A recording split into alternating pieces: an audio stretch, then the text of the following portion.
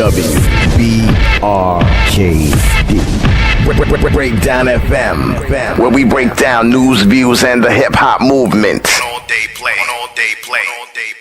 Davey D hanging out with you this afternoon. We are here, New York City, Midtown Manhattan, and we've been talking to a whole lot of folks, and we ran into this young sister, superstar in the house. We keep hearing about her name. We keep hearing her name everywhere we go. They've been telling us since we've been here, you got to check this sister out. She's raw on the mic. Got to check her out. She's the new Dindada, or Dindada is. Her name is Tiye Phoenix. First of all, Ma, how you doing? I'm doing wonderful. I'm wonderful. Glad to be here with you. First of all, you know, we've been focusing a lot this year on a lot of the women that have really come up and are really setting the pace when it comes to hip-hop. If they say that hip-hop is dead, you know, the word is the women have saved it, you know, once again. And, of course, 2008 is the year of the woman in hip-hop. And just so you know, we are in New York City. You can hear the sirens walking by. You don't hear that in Oakland, but you do here. But anyway, 2008 is the year of the women in hip-hop. Wonderful. And, you know, I got a chance to go to a show last night, and it was actually an album released for Shabam Sadiq. But it seemed like a lot of attention was on you, and you was just there to show support. So let's lace everybody up as to who you are and how long you've been in this game. Okay, well, my name is Tiye Phoenix, and I'm an MC. I'm a producer, a beat maker. You know, I've won some beat battle competitions and a grand championship. So if you go to my MySpace page, you could sort of be brought up to speed, I guess, with my biography in terms of my introduction to music on a professional level and just different things that I've done. I'm a member of a group called Polyrhythmatics. That was just the performance you saw. Like you said, accurately speaking, it was a release party for Shabam's digital release.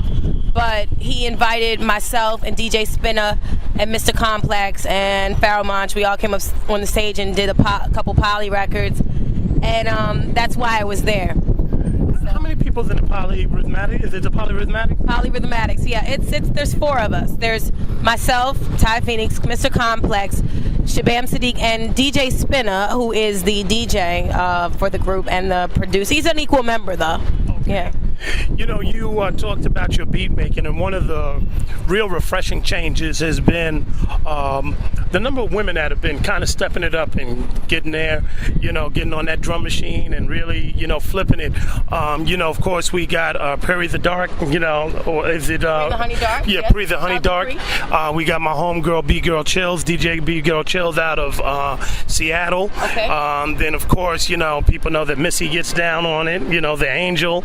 And so there's a number, but how did you get into this? Well, I will say that there have been, let me just make the distinction between actual beat making and producing. The two overlap oftentimes, but women have been producing records for years in several music genres, but I think beat making is, you know, just to delineate the difference between the two. It's the actual art of composing music on drum machines, like manually manipulating equipment to produce hip-hop or R&B. You know, it's called beats in hip-hop and R&B. It's just, you know, it's just called composition in every other genre of music. But I think that beat making is fairly new for females, like in terms of its popularity. Like I don't know whether, I'm not saying that Missy Elliott does not manipulate an MPC 2000. I've never seen her not do it or do it, but I'm saying just the whole idea of beat making is new. And I know I make beats. I know Pre the Honey Dark makes beats. We've actually met and exchanged equipment, and she's given me equipment, things like that.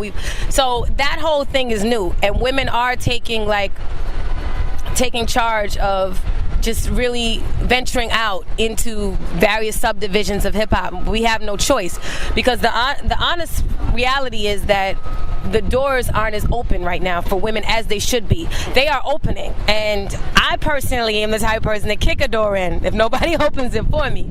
But And that's for many, many different reasons that we could go into later in the discussion if you so choose. But it's about women actually opening doors right now to say, hey, we're here and we're contributing newness. We're not just continuing our existence in the way that it has been presented. We are actually redefining and reintroducing, introducing new concepts, new sounds, new elements, new identities, just everything. So I kind of went off on a tangent. I hope I still answered your question. You're making a lot of sense. We're talking with Tiye Phoenix. We are here, Midtown Manhattan. Let me ask you a question.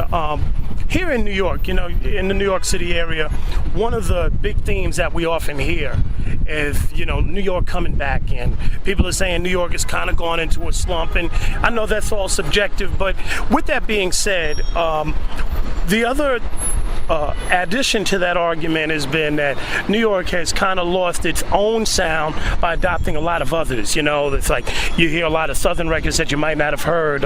You hear, a lot of experimental stuff. Different things. And so, for you as a beat maker, when you get on there, are you trying to capture a certain sound for New York? Are you just looking for a certain type of sound that just really fits you? What's influencing you? I guess is what I'm asking when you get behind them drum machines. Well, if it's okay, I'd like to definitely address your first point, which is about the identity, the sonic identity of New York and the loss of that, if it's okay.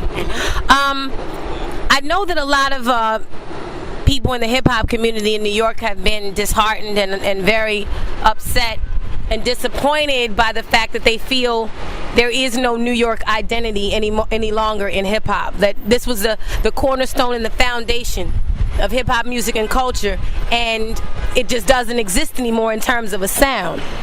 But the reality of it is that where we are in hip-hop right now, it's like may the best man or woman win.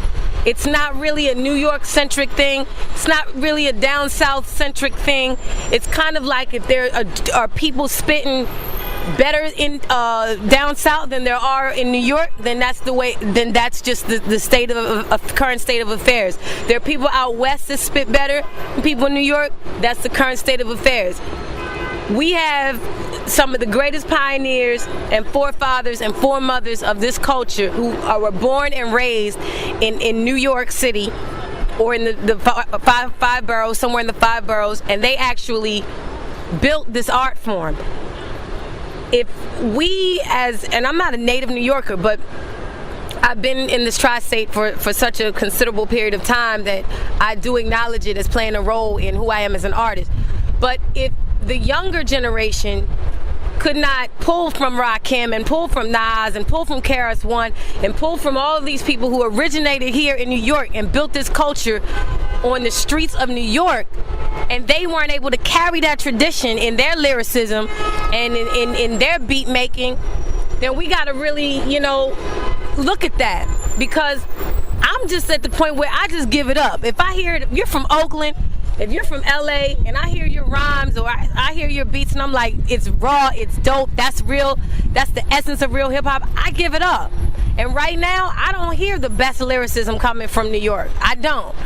I mean, there are people I know in my particular circle and who I personally cross paths with, legends as well as novices, and those people make great art. But as a whole, right now, in terms of, if you turn on a video channel or you listen to a rap show, you're not going to hear the best lyrics. The best lyricists probably may not be from New York. It seems. What do you think has happened? Is it because the industry has been centered here that people kind of hopscotch? When I was coming up, the focus got shifted as the subject. Slick Rick, Notorious B.I.G.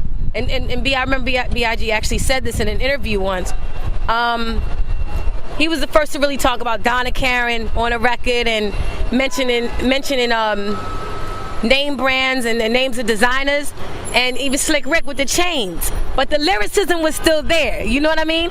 What happened with the younger or the sequential generations who followed, they focus more on the ideals, like the materialism, but they lost the essence of what it was about, which was the rhymes. Like, you know what I'm saying? It became more about the flash and the glitz, and without the substance. A symbol with no substance. That's exactly what happened. So it lost the point. You know? Well, that's some pearls of wisdom right there. We're going to take a break, listen to a joint. We're going to come back, continue our conversation with Tiye Phoenix. She is one of the queens of New York City's tri-state area. We'll be right back. Here comes the lady of the hour. No better yet, the woman of the year. Tiye P. Tiye Phoenix. Yeah. Who else? It goes left, right, left. You better watch your step. Left, right, left. There's no way they won't remember me. Tiye lyrics stain memories. Raps pain remedy. Raps Jane Kennedy. Here to change the industry. I'm sent to be the best alive. Still second guessing why. You effing high. You need to step aside. One yourself, recognize. Testify. The rest can die. They less than flour and extra time. Guess that's why they use their ass, hips, breasts, and thighs. I don't feel them like a patient that's anesthetized. You got the wrong one. You need to go and run. Davey D hanging out with you. We've been blessed to sit here in Midtown Manhattan. We're talking with Tiye Phoenix. She is a beat maker and a rhyme sayer or slayer, depending on how you want to look at it. You know, let me ask you, when you write, they say you can't edit yourself. I know when I start editing myself, I rewrite things. And I've been in the studio with a lot of folks that They produce and they make beats, and then they also the artists themselves. And every time I've seen them do this thing, they will, I swear to God, they will overproduce themselves out of a hit song. I ain't gonna put no names up there, but there's some pretty well-known folks. Some of y'all who know who you are, who are listening, been like, damn, Dave, don't put me on blast. I've seen them do that. Be like, it sounds good right now. Now I'm gonna add this, I'm gonna add that. Next thing you know, it ain't the same song. So how do you strike that balance to make sure that what you're producing, especially if you spitting over it, doesn't get overproduced? I'm gonna be 100% honest with you. In terms of the creative process, I just like to believe when I have that internal green light that goes off that says this rhyme is done, this beat is done, I like to believe that I can trust myself. But I haven't had a #1 hit, or I haven't gotten a Grammy yet, so I can't really say. But you just have to follow your intuitive judgment. I think when you allow yourself to grow as an artist and you allow yourself to develop as an artist, you just have to follow your inner guide that says this piece of work is sufficient. Right. You know what I mean? That's all I'm working with right now. So, how's your crew? Are they your harshest critics? If they give you the green light after when you're done and you bring it to them, they nod. Are you looking for them? Or are you looking for somebody else, or a certain type of feeling from outside of your clique before you really, really are comfortable with what you made? Well, as far as my own personal material, I, in all seriousness, not being corny at all, I utilize the benefit of the internet. Sometimes I put snippets up of songs I'm doing or working on, like rough snippets, and I wait to get feedback from people I know who frequent my page on MySpace. And I use the cyber community as, So you a cyber hustler? I am a cyber. Let me reintroduce her. We got Tiye Phoenix here in Midtown Manhattan. She's a beat maker, rhyme sayer, and slayer, and a bona fide cyber hustler. I've never heard that term until today, but I love it. A cyber hustler. But you know what? Hey, with YouTube and iTunes and everything that can work to an artist's benefit nowadays and assisting them in exposure, I think we're all cyber hustlers. Well, that's true. I mean, that's real talk. But let's walk with you through the studio, Like, you sitting here today, it's nice and hot. You're looking out, maybe you see some things that inspire you. Go, man, I gotta get back and I gotta go home and do something. Now, to me, maybe it's just because I've been around for a long time, I can't see sitting down and making a beat and sampling, because I'm thinking like, they're going to start taxing everybody for the sample that we made. You see what I'm saying? And then I'm also being out here, you know, in Oakland. I'm used to a lot of folks now. They're like, hell with paying anybody. We're going to get a band, you know, so they start playing their instruments and all that. But how are you? You know, you get inspired, you know, are you doing live music, all that, you know? Well, I'm actually a musician. If you go, and I'm not just saying this, but if you go on my MySpace page and you look at some of the video footage on my page, the very first one is a video link of me playing on the piano, playing old school hip-hop classics on the piano. I do that because I learned to play the piano when I was 7 years old, and that's one of the reasons why I make music, because I've been making music for quite some time. I didn't actually compose my own original music when I was a child. I was reading like Beethoven and Bach. Like, so you did the classic thing. I did the classical thing first. Okay. And later on, I realized that just like you can play somebody else's song that was 600 years old, you can write your own song. So that's what, I have the foundation of playing an instrument. So go to my MySpace page and look at that. That's something I do in live shows sometimes, occasionally. Okay, what do you play? I play the piano. I play the keyboard. Okay, so you got a big advantage. You don't have to pay a lot of people. You just come up there and you can think it and then put it out there. Actually, yeah, I think that's a benefit to, and to chime in on something you mentioned earlier with regards to the shift in the current as far as New York. I think what has happened is the whole issue regarding sampling became problematic, as you know, because you know, sampling turned into lawsuits and fights and problems and records being pulled off shelves. So what happens is now, a lot of times, and I've experienced this, even if you're submitting music for television or something, they say no samples because they don't want the headache and the problem. They don't want somebody coming up from Arkansas talking about you owe me $1 trillion. Yeah. Exactly. So what that did was that created a greater need for original music.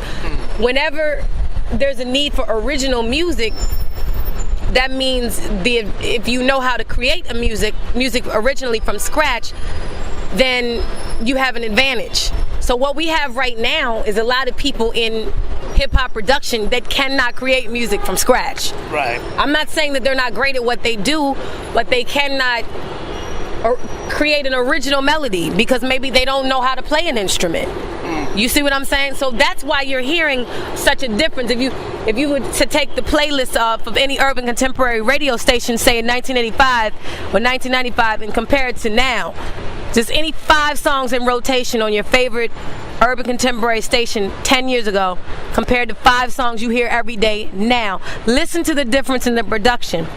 Okay. Difference. Right. Because not that many, a lot of people have songs on the radio that produce music, but that doesn't mean they're making the best original music. Do you understand what I'm saying? A lot of times they rely upon something or it's real simplistic. Real simplistic. 3 notes in a loop. 3 notes in a loop. And some people gone so far just to take the kit. But we won't get it. No, we could actually get into that because a woman would never be allowed to do that. She would be burned at the stake if you found out that she took a template from a keyboard, you know? But some people have made millions off of it. I just don't think women would have been allowed to do that. They've been put on blast and excommunicated from the music business forever. You know, do you, you know, as a beat maker, do you obviously you're making beats not just for yourself but for others. You know, when you're doing that, do you come to the table with a concept of how you envision a song with that particular artist, or do you kind of just like, here's the beat, go do your own thing, or you know, do you know how does that whole process work for you?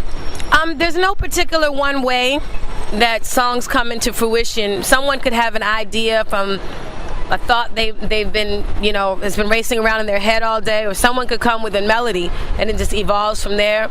There's really no real set established way for me in my experience. Okay, we're going to take a break, come back, we're going to conclude. We've been talking with Tiye Phoenix here in New York City. We'll be right back.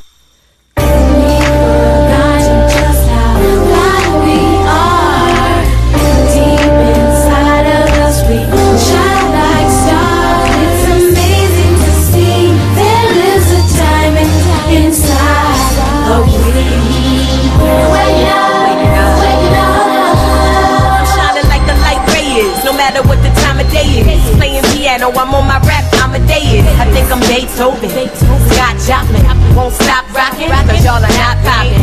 World's never seen a lyrically better queen. Rhymes waking up their minds like amphetamines. Check out the sheen on my diamond globe, can't fade it. In the jewels that the Bears family can't trade it. You can't rock it on a chain, cop it from Jacob. You gotta tap your inner plane and sleep waking. We in the fifth dimension now and I'ma lead the way. Drake told you thank him later, thank me today. This higher rap, you don't feel it, I ain't mad at all. Came to get your mind open like a shattered skull. Getting it open like lobotomy procedures. Goddess who speak deeper, providing you straight ether. If I was on some R&B, I'd probably be Aretha. But I've been on that science since I can follow the leader. Whatever you believe, philosophy or the creed, this is illumination music, this is what you need.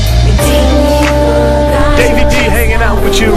We've been sitting here, a lovely day right here in New York City, Midtown Manhattan. We are talking with Tiye Phoenix, and this woman is phenomenal. We've been hearing all about you.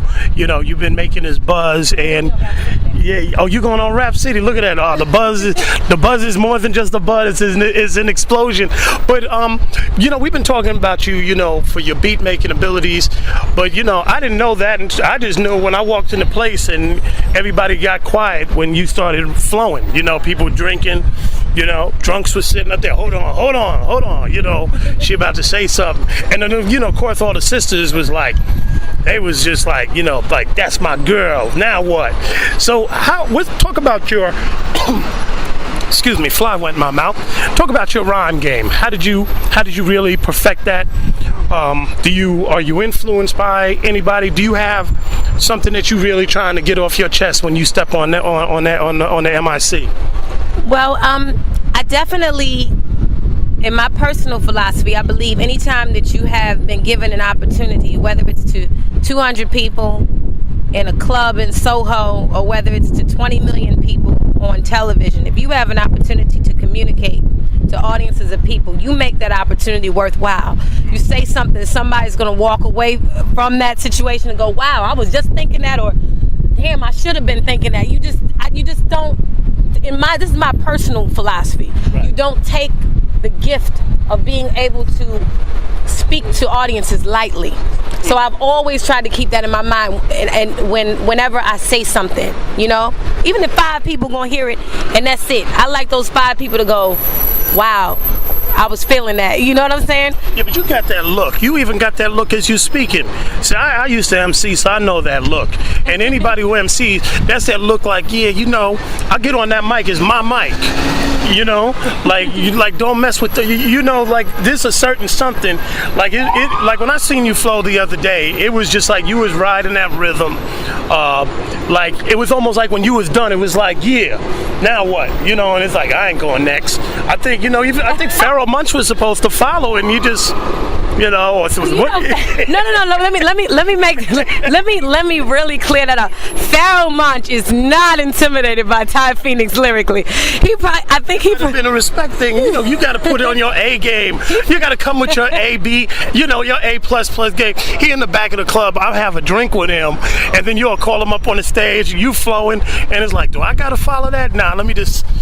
Ease back and it just. I think he forgot what he was just doing was supporting us because he forgot the actual lyrics to the chorus, which he's on that song is called "Reaching." It's on the Break Glass album that we released last year on Baby Grand College. Hence, he didn't have his A game together that night. He was just chilling. He came to the club to hang out. Pharaoh's my boy. Yeah. I put him on the spot. but he wasn't following you. Oh, see, and that's a good thing. That's a respect thing. That's like, you know, who wants to clothe after you flow? You know, that's like not me. You know, unless I'm just gonna do the chorus. You know, back to the rhyme thing though. You know, I haven't seen that type of hunger. You know, and we're not just talking about you as a female. Just in general, with a lot of artists, you don't see that as much anymore. You don't, because like I said, the focus has been shifted. Everybody got to eat, and food ain't free, but you can't make that the focus. You can't make fame the focus. Those things happen. You got to make the focus your true passion and desire for whatever it is that you're doing. Now, you don't see that anymore. You know when people genuinely have a passion for what they're doing, and you know when they're doing it for other reasons. Right. So let me ask you this. You know, because you've been classically trained and you know, so obviously you have that sort of discipline when it comes to beat making. As an MC, is it all about the writing and really perfecting the craft that way? Is it really about keeping those rhymes flowing in your head and perfecting the delivery? What's the process for you when you finally compose that rhyme? Me personally, I think writing is a non-stop process. Even when you're like here, like what we're looking at right now is a story, you know, and you can write it in your head, you know, somehow I can extract from what I'm seeing. So you're constantly writing. Me personally, I try to develop a relationship with after I write it, to really say, how can I paint this picture for the listener when they hear it? But I still consider myself a work in progress. And I think as an artist, you always see yourself as a vehicle. Right. Depending on your spiritual or moral personal beliefs, you always see yourself as a vehicle for a higher expression that comes through you, and you always tell yourself, I'm getting better. I'm getting better. That's what I do. I just never look at it like I'm there.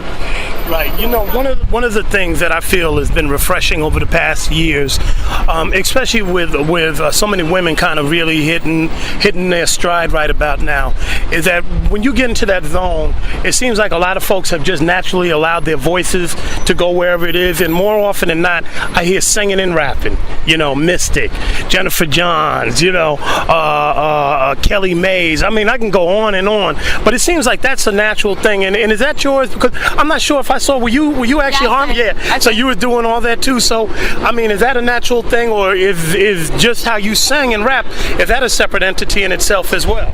I think that the more you, just in terms of being a vocalist, like doing vocals on the mic, your voice evolves, your voice changes, your voice expands, especially live performance with having to project volume-wise and things like that. Sometimes you just vocally evolve as a person, and you start doing different things with your voice, and you get better and better and better with it. Like, and then if you seek to get instruction, like professional instruction, you can really, like, you know, sing for real or go places with it for real. I know that's just kind of like, for me, like I sang in high school, like in the Glee Club and stuff like that, but I really went into emceeing thing, and singing and harmonizing still just played a role because, like I said, knowing how to play an instrument, I can find the note, whatever it is that I'm trying to vocally produce. Right. So it's still growing. Like, I'm still growing vocally. Like, but I sang a lot on the Polyrhythmatic album, if you have that. I'm singing a lot of my own stuff. You come see me perform live, I sing live. You know, it's just, I think it's a natural evolution when you're doing vocals a lot. Right. Do you feel pressure to go and address particular subject matters, or is it just whatever's on your mind? You know, like, you know, we have the presidential election. Do you feel like, man, I got to say something about Obama or this one or that one or the Sean Bell? I got to do something about, you know, or is it just whatever, you know? It really depends. It depends on how passionate I am about something, or if it's really pressing to me, like for whatever reason, like if it's something telling me, oh, you gotta say this, you gotta say that, then I do it. But I know what I don't try to do is say what I know everybody else is saying. You know what I mean? We're not gonna hear you singing about the designer clothes, not your Sean John outfit or anything like that. No. If it's not a catchy metaphor that just sounded so great in that bar, no. I hear that. You know, just as we wrap things up, who do you admire? Who is Tiye Phoenix listening to these days? I'm gonna be 100% honest with you. I listen to the radio every now and then, you know what I'm saying? Just because, you know, it might be on in the car or whatever. But on a given day, I'm on imean.com. That's the site for music lovers, where any song you want to hear in the world is probably on that site. I'm listening to George Benson. I'm listening to LTD, Jeffrey Osborne. I'm listening to Heat Wave. And these are all groups that are like, or artists like that have been releasing music like at least 25, 30 years ago. Because I just like hearing melodies, you know what I'm saying? And I like being inspired musically. Okay. Because you gotta you know what I'm saying? You got to sit in class to know how to pass the test. You know? You got to repeat that again. Repeat that again. I don't think people understand why is it that Tiye Phoenix is listening to George Benson and groups that came out 20, 30 years ago. Can you repeat that so don't go over nobody's head? You have to sit in class and pay attention to pass the exam. There you go. That's real talk right there. You know, what's in the future? What's coming up for you? Talk about, first of all, the products that you have out, and then talk about what's getting ready to come on down. And, of course, you'll be on Rap City, so we got to look out for you on that. Yeah, well, the Little Brother, it's being called a mixtape, but it's, you know, mixtape album. Those terms are so interchangeable now. We have more than 12, 14 songs on it. Little Brother released a mixtape/album on June 10th called And Justice for All. I have a duet on there with Fonte called Too Late for Us. It's kind of like an Ashford Simpson, Peaches and Herb hip-hop song because we're both singing and rhyming about a lost relationship. So Fonte singing? Fonte is singing and sounds incredible. Incredible. Big old Fonte singing? Oh, I gotta give him. I want to borrow. What did Shabam say the other day when he was talking about Mr. Complex getting his Teddy Pendergrass on? Is Fonte getting his Teddy Pendergrass on? Fonte is getting his Teddy Pendergrass, Jeffrey Osborne, Alexander O'Neal on. That's for the. Oh, I'm sorry, kids. Y'all gotta do some. Y'all gotta go on Wikipedia and look up those names. I'm sorry. Okay. You gotta find out. He's getting his R&B on, his soul on. People even actually said to me, they were like, "Is that Bilal? Is that what?" I said, "No, that's Fonte." It's right on my MySpace page, and it's the first song on his MySpace page.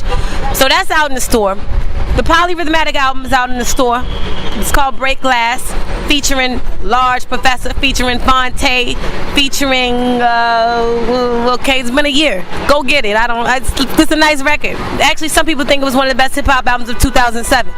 So go pick that up. I'm recording songs for people whose albums haven't come out yet, that are coming out yet, and I don't know when they're coming out yet. So I guess I can say, when you get a spare moment and you're surfing through the net, please visit my MySpace page and I'll update you. My album's coming out. It's called Half Woman, Half Amazing. And it's going to feature so many different people. Not a lot. Don't want to oversaturate with guests, but a lot of different producers. Myself as a producer. Myself as an artist, that goes without saying. I don't have a release date. I do know. Is this on independent though? You know how these things go. Okay. I mean, right now it could be. It's about, you know what? I'm not even gonna. This is about the best situation for my art. Whatever turns out to be the best situation for me to reach people, and for me to have the scenario that is conducive to my long-term success. That's the scenario I'm gonna go with. Okay. But next week, Wednesday, July 9th, 5 p.m. Eastern, 2 p.m. West Coast time, I will be on Rap City on a Spit Your Game. I did a good 16, 20 bars. They're going to be mentioning, and I think, little sprinkles about me in the show. This is what I've been told. You never know how edits go. But please watch the show from beginning to end. Like Davey D, I want to thank you because, like you said, you are very supportive at this phase and juncture of hip-hop in terms of women redefining the whole thing and getting back in the game and just kind of evening out the playing field and really showing what we're capable of. So thank you. And I ask you all to just give 50 minutes to an hour of your time next Wednesday when Rap City comes on and watch the clip of Ty spitting her bars and support me. I appreciate that. I do. And when you come into the left coast?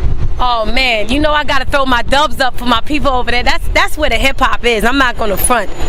I know that's where the real hardcore hip hop lovers are, and I need to be out there connected with my people. So anybody want me to come out there to perform, get in touch with me.